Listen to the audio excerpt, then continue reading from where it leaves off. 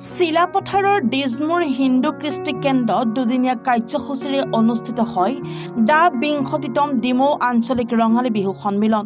বিভিন্ন জাতি জনগোষ্ঠীৰ সংমিশ্ৰণৰ অঞ্চলটোৰ ৰাইজে জাতি ধৰ্ম বৰ্ণ নিৰ্বিশেষে এক উদুলি মুদুলি পৰিৱেশত পালন কৰিলে বিহু সন্মিলন।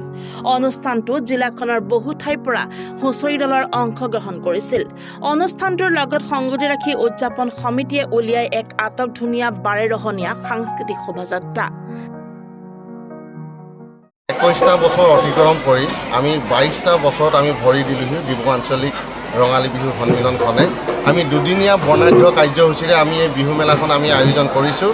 প্ৰথম দিনা আমাৰ কাৰ্যসূচীত আমি ৰাখিছিলোঁ ঢোল বাদন, পেঁপা বাদন, বিহু নাম, মাজু বিহুৱতী, সৰু বিহুৱতী, জেং বিহু।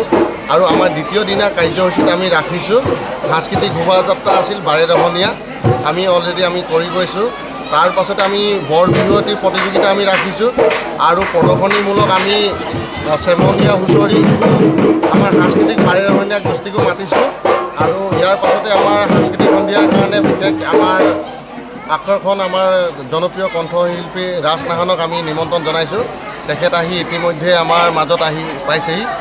খন্তেক পাছত তেখেতে আমাৰ এই সংগীতানুষ্ঠান আৰম্ভ কৰিব। এই অনুষ্ঠানটোৱে আমি মুখ্য অতিথি হিচাপে আমি আমন্ত্ৰণ জনাইছিলোঁ আমাৰ সাংসদ প্ৰদান বৰুৱা ডাঙৰীয়া আৰু লগতে আমাৰ ৮ নং জোনাই বিধানসভাৰ সমষ্টিৰ সন্মানীয় বিধায়ক ভুৱন পেগু ডাঙৰীয়াকো আমি আমন্ত্ৰণ জনাইছিলোঁ। তেখেতলোকে বিশেষ কাৰণবশতঃ আহি উপস্থিত হ'ব নোৱাৰিলে। আৰু আমি বিশিষ্ট অতিথি হিচাপে আমি সন্মানীয় তিলক দলে DMPK আমাৰ কেন্দ্ৰীয় সমিতিৰ সভাপতি তেখেতক আমি আমন্ত্ৰণ জনাইছিলোঁ। আমি বিৰলাচি থানাৰ ধেমাজি জিলাৰ মুখ্য সচিব হেমন্ত গগৈ আমি আমন্ত্ৰণ জনাইছোঁ। আৰু ইয়াতে আমাৰ বিভিন্ন ধৰণৰ অৱসৰপ্ৰাপ্ত প্ৰধান শিক্ষক ডিমৌ মহাবিদ্যালয় তেখেতকো আমি আমন্ত্ৰণ জনাইছোঁ। চিমেণ্ট চাপৰি মহাবিদ্যালয়ৰ অধ্যক্ষ শচীন দলে ডাঙৰীয়াকো আমি আমন্ত্ৰণ জনাইছোঁ। আৰু আমাৰ ইয়াত বিভিন্ন দল সংগঠন যেনে ধেমাজি জিলাৰ গোৰ্খা ছাত্ৰ সন্থাৰ সন্মানীয় সভাপতিকো আমি আমন্ত্ৰণ জনাইছোঁ। লগতে আমি ডিমৌ আঞ্চলিকত DMPK গোৰ্খা আৰু AJYCP আৰু আমাৰ চুতীয়া ছাত্ৰ সন্থা আৰু আমি বিভিন্ন দল সংগঠনক আমি আমন্ত্ৰণ জনাইছোঁ এই কাৰ্যসূচীত।